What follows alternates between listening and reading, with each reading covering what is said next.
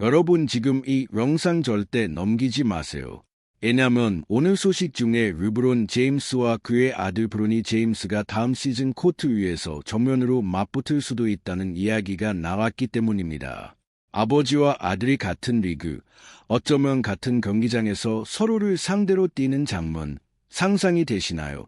실제로 르브론이 필라델피아로 이적할 수도 있다는 이야기가 돌았지만 정작 브로니는 레이커스에 남을 계획이라는 소식이 전해졌습니다. 그러니까 아버지는 팀을 옮길 수도 있는데 아들은 그대로 레이커스에 남는다는 거죠.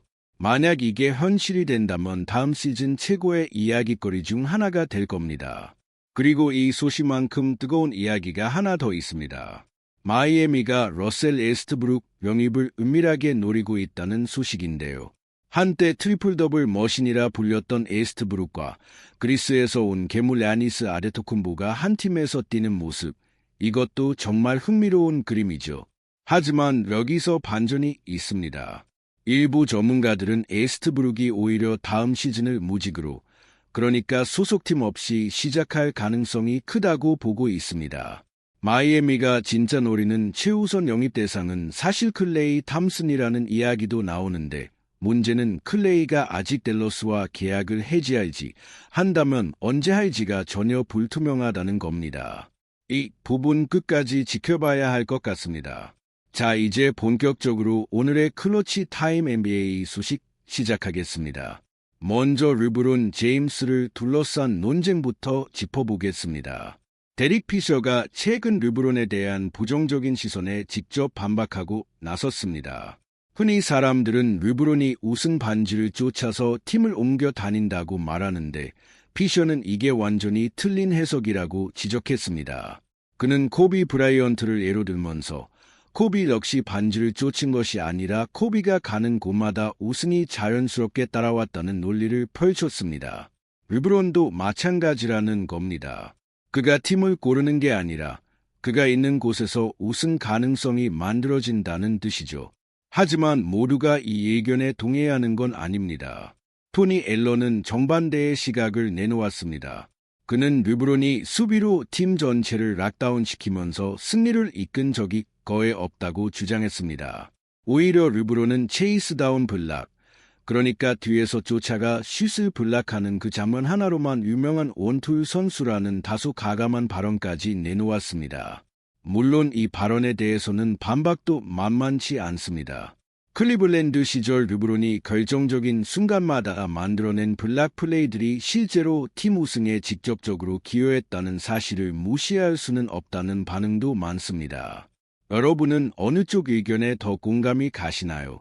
이제 마이애미 히트 이야기로 다시 돌아가 보겠습니다. 앞서 말씀드린 대로 러셀 웨스트브룩 영입설이 나오고 있지만 실제로는 클레이 탐슨이 마이애미의 최우선 순위 영입 대상으로 꼽히고 있습니다. 다만 문제는 역시 댈러스와의 계약 관계입니다. 클레이가 댈러스와 언제, 어떤 방식으로 계약을 해지할지가 결정되지 않은 상황이라 마이애미 입장에서도 손을 놓고 기다리는 것 외에는 방법이 없어 보입니다. 이 영입전이 어떻게 흘러갈지 다음 소식에서 계속 업데이트해 드리겠습니다. 다음은 골든스테이트 워리어스 쪽 소식입니다.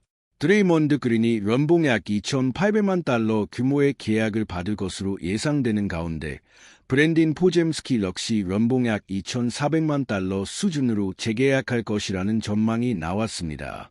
두 선수 모두 상당히 높은 몸값인데 가런 골든스테이트의 이런 지출 방향이 팀에 실질적으로 도움이 될지에 대해서는 의견이 갈리고 있습니다. 특히 사치세 부담이 갈수록 커지는 리그 환경 속에서 이런 대규모 지출이 장기적으로 팀 운영에 부담이 되지 않을지 지켜볼 필요가 있습니다. 이번에는 조금 더 흥미로운 소식입니다. 트레이시 맥그레디가 개인적으로 가장 보고 싶은 선수 조합을 공개했는데요. 그가 선택한 조합은 바로 라멜로 볼과 앤서니 에드워즈입니다. 맥그레디는 이 두 선수의 화려하고 즉흥적인 플레이 스타일, 그리고 넘치는 에너지가 만나면 정말 폭발적인 시너지를 낼 수 있을 것이라고 기대감을 나타냈습니다. 실제로 두 선수 모두 코트 위에서 예측 불가능한 플레이로 유명한 만큼 만약 이 조합이 실제로 만들어진다면 팬들 입장에서는 정말 눈을 뗄 수 없는 그림이 될 것 같습니다. 젊은 선수들의 성장 소식도 있습니다. 마타스 부젤리스가 자신의 기량을 한 단계 끌어올리기 위해 미드레인지 슈팅 능력을 배우고 싶다는 뜻을 밝혔는데요. 이를 위해 그는 데미안 릴라드와 함께 훈련하고 싶다는 바람을 직접 언급했습니다. 릴라드는 리그 최고의 미드레인지 및 클러치 슈터 중 한 명으로 꼽히는 만큼 만약 이 훈련이 실제로 이루어진다면 부젤리스의 다음 시즌 공격력이 한층 더 발전할 가능성이 있어 보입니다. 계약 관련 소식도 이어집니다. 한동안 NBA 복귀를 선언했던 마리오 헤조니아가 마침내 새로운 팀을 찾았습니다. 그는 클리블랜드와 1년 계약을 맺었으며 계약 금액은 약 280만 달러 규모로 알려졌습니다. 오랜 공백기를 거친 만큼 이번 복귀가 그에게 어떤 의미가 될지, 그리고 클리블랜드 로테이션에서 어떤 역할을 맡게 될지 관심이 모입니다. 마지막으로 덴버 너게츠 관련 소식으로 오늘 방송을 마무리하겠습니다. 덴버는 애초에 페이튼 아슨에게 4년 계약, 총액 약 7천만 달러 규모의 오퍼를 1차적으로 제시했었다고 알려졌습니다. 그런데 이후 상황이 조금 복잡해졌는데요. 덴버가 오클라호마 시티가 제시한 스펜서 존스 관련 오퍼에 매치를 하게 되면서 결과적으로 페이튼 아슨은 덴버에 그대로 잔류하게 되었습니다.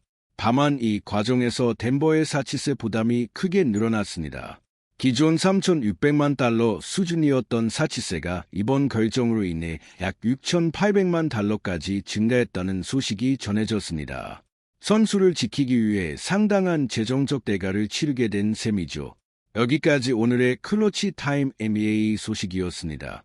르브론과 브로니의 맞대결 가능성, 마이애미의 영입 경쟁, 그리고 덴버의 사치세 폭탄까지 오늘도 정말 다양한 이야기가 쏟아졌는데요. 여러분은 오늘 소식 중에 어떤 이야기가 가장 흥미로우셨나요?